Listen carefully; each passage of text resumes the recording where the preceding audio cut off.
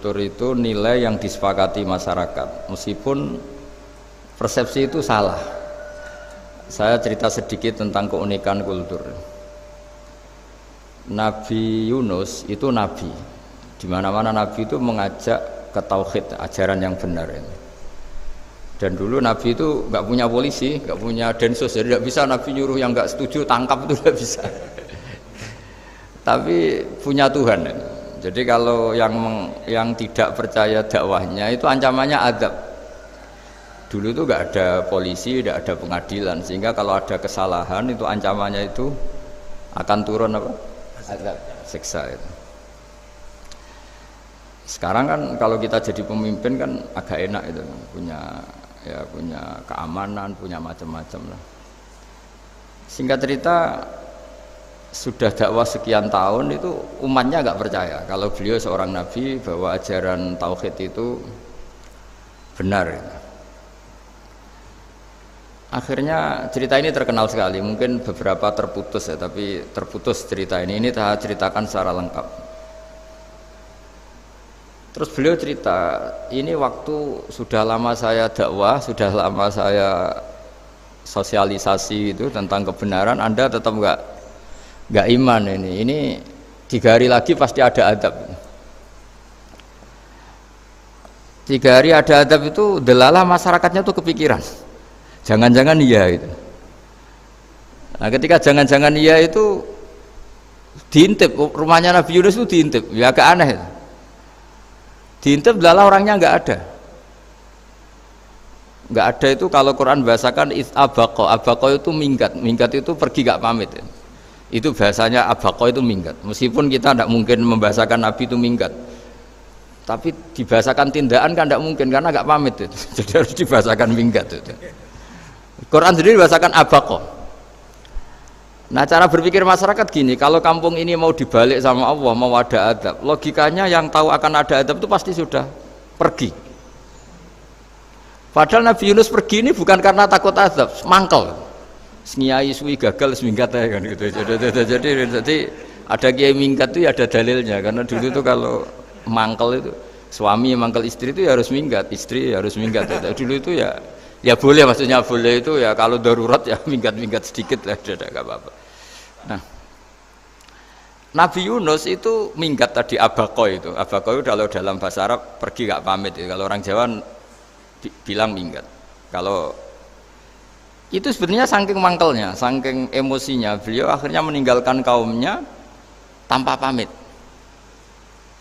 Tapi kaumnya itu menjadi tahu bahwa ini serius Yunus, buktinya dia agak berani di kampung, berarti mau ada adab betul itu. Dan efek positif dari teori itu, teori kultur tadi, kalau ada adab pasti dia pertama yang lari. Kayak dukun itu, kenapa kita tidak percaya dukun nomor itu? Itu kan paling yang minta nomor dulu ada SDSB itu, forecast itu kan paling salam templeknya kan 100.000, padahal dulu forecast itu berapa kalau menang? Kan miliaran ya, juta. Itu untuk kultur kita agak percaya dukun kan, ngapain ngumpulin uang 100.000, kalau dia tahu nomornya kan mendingan tombok sendiri gitu. Itu kan jadi orang itu mesti punya teori umum untuk membenarkan sesuatu atau membohongkan itu. Akhirnya umatnya Nabi Yunus itu iman itu artinya percaya kalau ini tidak main-main. Buktinya Nabi Yunus gak berani di situ. Akhirnya mereka tobat. Saat itu juga mereka wiridan di lapangan, terus semua kesalahannya diselesaikan. Sampai ada rumah yang sudah dibangun permanen karena di tanah tetangga, dirobohkan saat itu juga. Bahkan ada batu yang dulu nyuri, 1-2 batu yang dulu hasil nyuri, saat itu juga dirobohkan, dikembalikan sama yang punya. Hari itu semua kedoliman diselesaikan. Ini penting saya utarakan, jadi tobat itu tidak hanya istighfar. Kalau istighfar ribet, tobatnya orang punya utang terus istighfar gitu kan ribet. Kan ribet itu.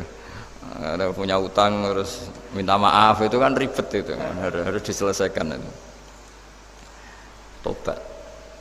Tobat diterima sama Allah. Batas akhir finish dari harusnya ada adab, misalnya Senin, Selasa, Rebu, harusnya Rebu itu sudah kena adab, ternyata Rebu itu tidak kena adab. Nabi Yunus sebetulnya juga penasaran, kampungnya itu kena azab enggak? Dilihat dari jauh ternyata enggak. tambah kecewa dia. Gitu.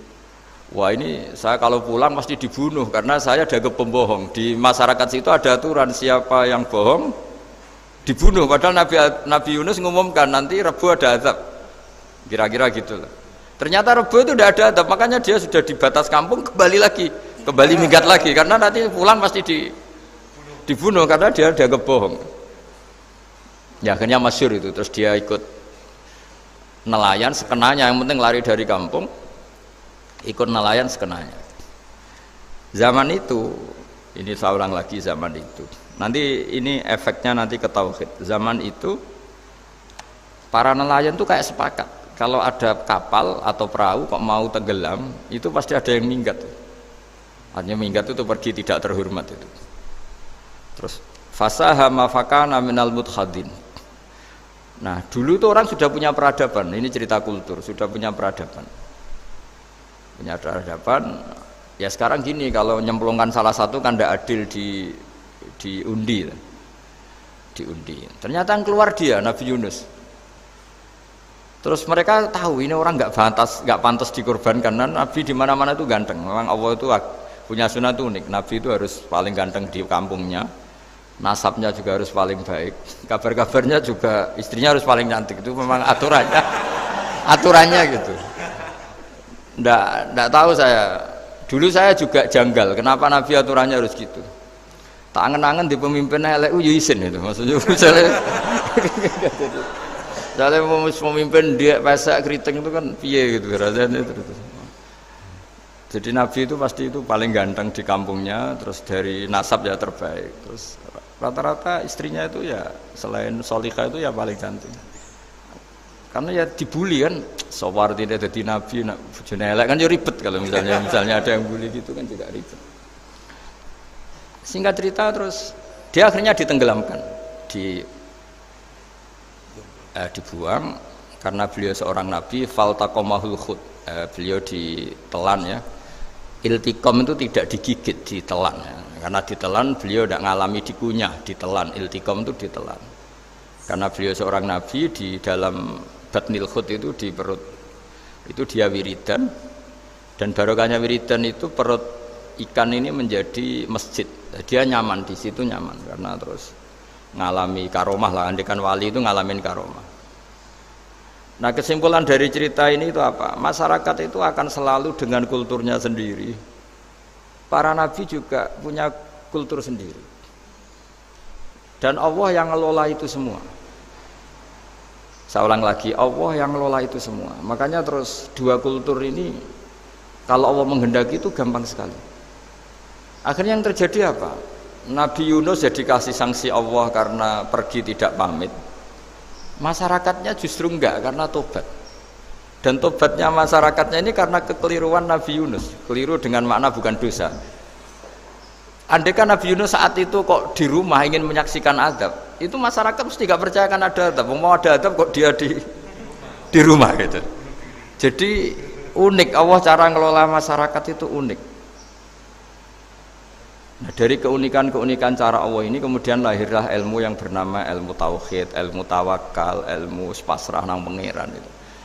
Karena kemarin pas Pak Yusuf sama Bu Sulis sowan saya itu tak beri cerita.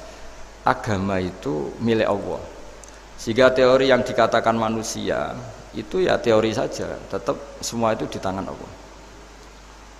Ya saya saat itu cerita, misalnya saya ditanya, ini besi, materi besi dengan kaca itu kuat mana? Mesti kita menjawab kuat besi. Tapi saya yang mengendalikan besi dan kaca. Ternyata saya punya merencanakan menghancurkan besi, menetapkan kaca ini tak simpan, akhirnya puluhan tahun. Yang ini saya rencanakan saya hancurkan itu. Andai kan si yang menjawab tadi tahu rencana saya, mesti kuat bilang kuat kaca. Gitu. Makanya contoh paling gampang tadi, dinosaurus itu hewan paling kuat malah musnah itu. Pitik yang nggak kuat sampai sekarang. Gitu. Karena Allah bikin dinosaurus itu punya rencana dihancurkan itu. Sementara ayam enggak lah, gue rame-rame dunia gitu. Sehingga ya sudah. Nah, agama itu seperti itu. Agama itu sesuai rencana Tuhan. Sehingga ini cerita Nabi. Sehingga Nabi itu kadang nggak tahu bedanya antara sesuatu yang punya data, punya apa ya, perangkat-perangkat untuk menuju A misalnya, itu nggak tahu bedanya. Jadi kalau Nabi ditanya misalnya gini, onta itu lahir dari betinanya, dari indukannya bisa? Ya bisa. Lahir dari batu, jawabnya ya bisa. Kalau dia seorang Nabi pasti jawab bisa. Kalau Nabi loh ya, bukan direktur mandiri, Nabi itu mesti jawabnya bisa. Jadi kalau Nabi ditanya mata air itu keluar dari bumi kedalaman 7 meter, bisa. Keluar dari sini, dari meja, jawabannya ya bisa. Karena Nabi itu saking dekatnya Allah, tahu betul bahwa perangkat di dunia ini tidak bisa mendikte Allah. Semua itu kehendak Allah. Logika yang terbangun Nabi itu sebenarnya gampang ya. Kalau kita teliti itu, makanya gampang itu sesuatu yang benar itu pasti bisa dijelaskan secara gampang.